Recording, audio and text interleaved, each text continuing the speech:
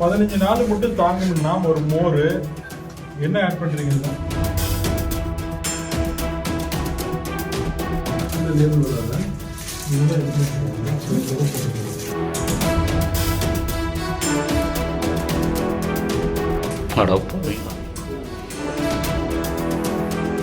கரப்பாம்பூச்சி எல்லாம் ஓடுது.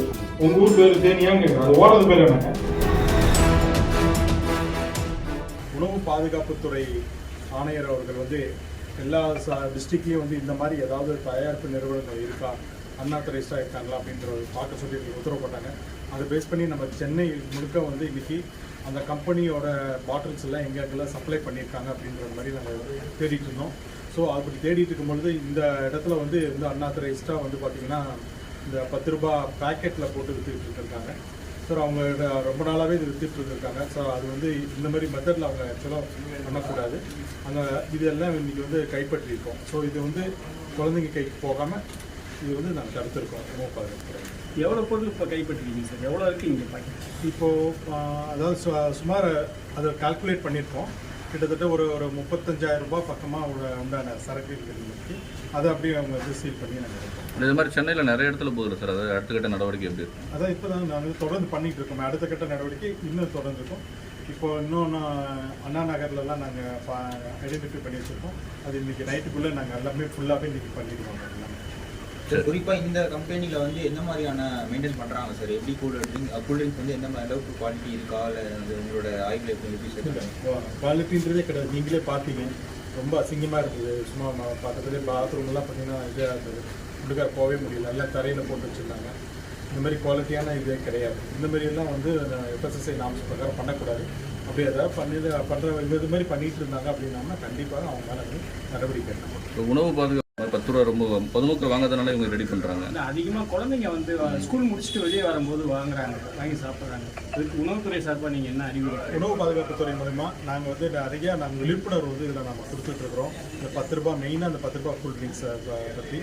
ஏன்னா அந்த குழந்தைங்கள் வந்து வாங்கி குடிக்கும் பொழுது அந்த குழந்தைங்களுக்காக சொல்லிக் கொடுக்கணும். நம்ம இந்த கம்பெனிக்கு இருக்கான அதாவது எக்ஸ்பைரி டேட் பார்க்குறதுக்கு அந்த குழந்தைங்களுக்கு சொல்லிக் கொடுங்க. அந்த கம்பெனி வந்து நல்ல கம்பெனியாக தரமான கம்பெனியான்றது பார்க்குறாங்க. ஸோ அந்த கம்பெனியை அந்த லேபிளில் பார்த்தீங்கன்னா அதோட அட்ரஸ் இருக்கணும். எங்கள் FSSAIயோட நான் லைசன்ஸ் நம்பர் இருக்கணும். அந்த மாதிரி இருந்ததுன்னா அது வந்து ஸ்டாண்டர்டான கம்பெனியாக இருக்கும். ஈவன் தோ நம்ம வந்து சில கம்பெனிஸ்லாம் பார்த்தீங்கன்னா அந்த லைசன்ஸ்லாம் எக்ஸ்பீரி ஆகிருக்கும். ஸோ அது வந்து ரொம்ப ரொம்ப ஜாக்கிரதையாக இருக்கணும். ஸோ மெயினாக நாங்கள் வந்து சொல்கிறது வந்து இந்த மாதிரி அன்ஆத்தரைஸ்டாக இருக்கக்கூடிய கூல்ட்ரிங்க்ஸை வந்து தயவுசெய்து எல்லாமே தவிர்த்துறது நல்லது.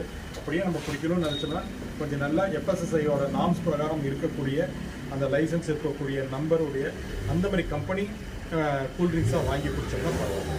2022 வந்து இதே மாதிரி மரணம் ஏற்பட்டது. அப்போ உடற்கூறு ஆய்வு ஏதாவது பதில சொல்லியிருக்காங்களா? ரிப்போர்ட் ஏதாவது? இல்லை, அது அவங்ககிட்ட தான் கேட்கணும். நம்ம ஹாஸ்பிட்டலில் தான் அவங்க அட்டாப்சி ரிப்போர்ட் அவங்க வச்சுருப்பாங்க. அவங்ககிட்ட தான் நம்ம கேட்டோம்னா அதோட க்ளீன் டீட்டெயில் நமக்கு கிடைக்கும்.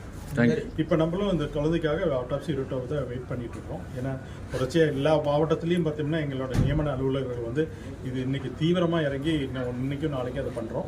ஸோ எங்கெல்லாம் இந்த 10 ரூபாய் பேக்கெட் வச்சுருக்காங்க, இன்கேஸ் அந்த கம்பெனி அந்த பேட்ச் எங்கேயாவது அனுப்பிச்சிருக்காங்களா, அந்த பேட்சஸ் எங்கெங்கெல்லாம் போயிருக்கு அப்படின்னு முதற்கட்ட நான் அதெல்லாம் வந்து கைப்பற்றணும். முதற்கட்ட நடவடிக்கை. அதை தவிர அடுத்தது பார்த்தோம்னா இந்த மாதிரி அன்ஆத்தரைஸ்டு கம்பெனிஸ் யாராவது ரன் பண்ணிட்டு இருக்காங்களா அப்படின்ற மாதிரி பார்த்து நாங்கள் அதோட கிட்டத்தட்ட நம்ம சென்னை மாவட்டத்தில் மட்டுமே கிட்டத்தட்ட 300 சாம்பிளுக்கு மேலே நாங்கள் சாம்பிள் எடுத்துருக்குறோம். அதில் வந்து இப்போ சாப்பிட முடியாத அளவுக்கு நமக்கு நிறைய ரிப்போர்ட்ஸும் வந்திருக்கு. சில கடைகளில் நல்லா இருக்குது அப்படின்னு வந்திருக்கு, சில கடைகளில் அன்சேஃப் அப்படின்னு சொல்லி நிறைய வந்திருக்கு நமக்கு.